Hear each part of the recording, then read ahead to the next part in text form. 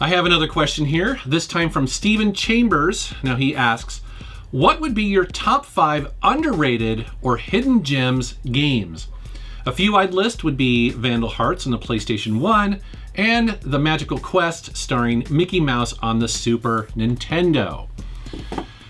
Dude, so hard to come up with 5 as my top 5 because at this point I've done hundreds of videos covering potentially thousands of hidden gems across every system. I mean, it's crazy to think, what would be my top 5? And so at first I thought this would be pretty daunting. And then I sat down in my game room, closed my eyes. And I was like, well, what are 5 hidden gems that I still think people need to know about that maybe hasn't got enough love or enough coverage on my channel? And once I did that, these 5 things came to me. Now it covers many different systems, many different genres, so let's take a look. Coming in at number 5 is a classic for MS-DOS, and that is Slipstream 5000. This is a racing game that came out in 1995, and you guys are looking at the footage here. Now, it's not the most attractive game, and that's because in 1995, the computer hardware was really on the cusp of 3D accelerators, and sadly, this game does not support that. But that's okay, I don't care, because while the graphics may look dated, this is still a really fun game that not a lot of people know about, and that's a shame. So it's a racing game, which you guys know that I love, but instead of being a racing game about cars on the ground, as you can tell, you're in the future in aircraft. And man, it is so awesome. The controls are really tight in this game. But more importantly, you really need to know the tracks because those corners and those tunnels are super tight. And so this game basically gets easier and easier the more you play it because you start knowing those tracks. And as you can tell in this footage also, you are shooting, you're doing combat with the AI characters in this, and there's a bunch of power-ups. The tracks are really interesting. It's a fantastic game.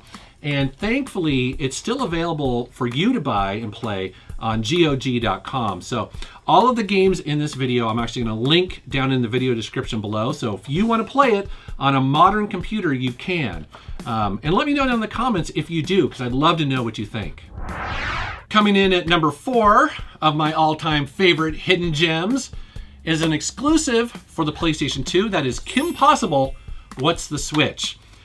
Many of you are out there groaning because you know that this is a Disney show. It's a Disney cartoon, and you're like, what the hell, dude? Well, let me tell you, this is a fantastic platforming game that, frankly, a lot of people skipped simply because it is a Disney cartoon, and I think a lot of people were turned off by that. But don't be, because this is a really well-made, really great-looking 2.5D platforming game. And it's funny because every once in a while, people will hear me talking about this, they'll go out and buy it, and then they'll message me later and they're like, wow, they had no idea this is such a fun game. Now you get to play as 3 different characters, so there's a little bit mix up in the in the way it plays and the different power-ups that you use and the different types of puzzles that you solve, which is great for variety. Also, this game starts off easy, but towards the end also throws a bit of challenge at you, so don't think it's just for kids. It looks really great. It's an exclusive to the PlayStation 2, and if you are a platformer fan and you're looking for something new to play, you should pick this up.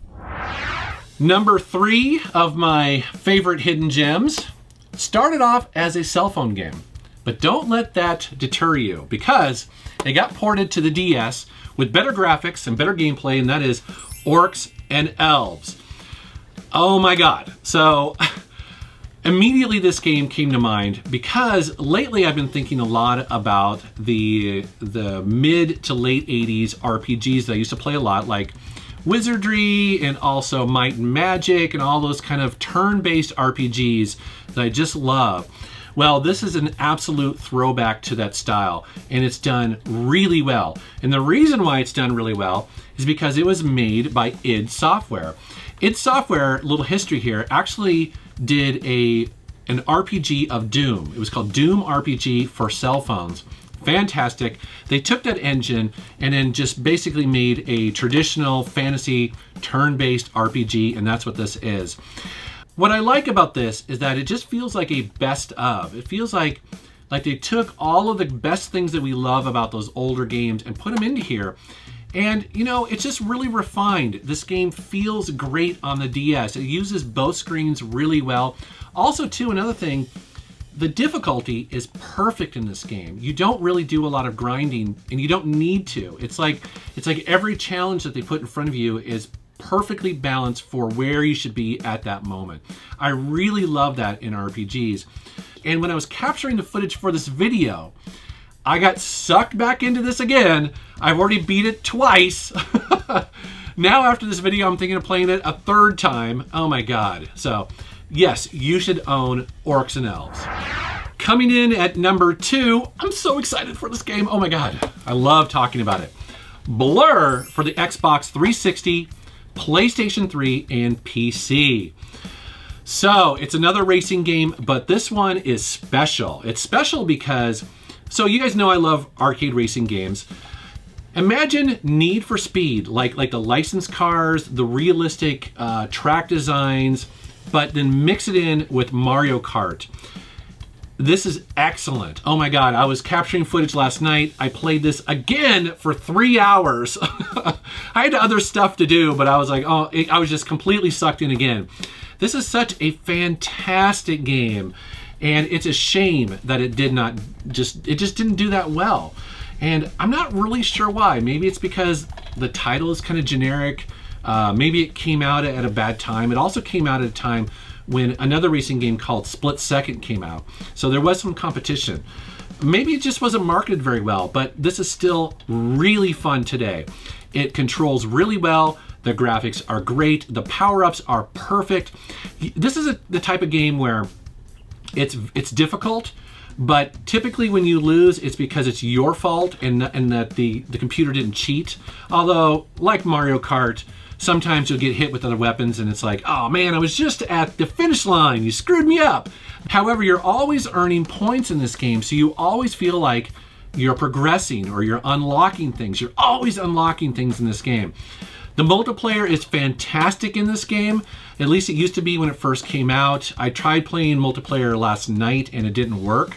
Maybe it still works on PC, but whew, man, I love the game Blur. This is so much fun. And now my number 1 hidden gem of all time is not just one game, it's actually many games, including the system itself. And that is the Sony PlayStation Vita. I'm both amazed and also annoyed that this thing just did not get the support and love it deserves.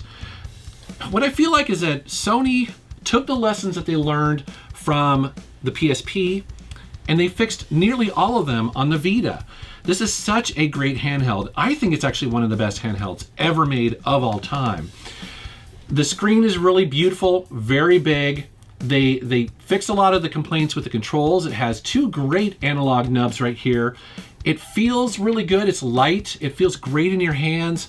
The battery life is decent. It's got a touch screen on the back, which is kind of cool. Some games use it. Also, again, they didn't use UMDs. They actually switched to a solid state flash cards, so everything loads really quickly. Don't let anybody tell you that there are no good games to play on the Vita, because there are. Here are a bunch of them. Fighting games, shooting games, platforming games, RPGs, first-person shooters, shoot-em-ups, adventure games, strategy games. Everything is on here. And I'm just showing you the physical releases here. There's a bunch more in the store that you can download. And let's not forget, it plays PlayStation 1 games flawlessly. As a matter of fact, they look almost better on the Vita than they do blown up on your HD television. So it's one more opportunity I have to tell everyone, go out and buy the PlayStation Vita while you can and while it's relatively inexpensive, because I do feel like it's a serious hidden gem. I wonder in the future if the Vita will turn out to be kind of like consoles like the Dreamcast, you know, or even the Sega Saturn, where it may take a little bit of time, but collectors may start snagging up all this stuff because the games are good, they are fun. And you should definitely own one if you don't already. All right, man, thanks very much for the question. This question was asked by one of my Patreon contributors who help support my YouTube channel and help shape the content of my videos. In addition to asking questions like this, they also get access to a private chat, an audio podcast, and early access to most of my Friday videos. You can also set the amount you want to contribute, and you can leave or change it at any time. If you'd like to help support my videos and become part of the Metal Militia, please go to patreon.com/MetalJesusRocks.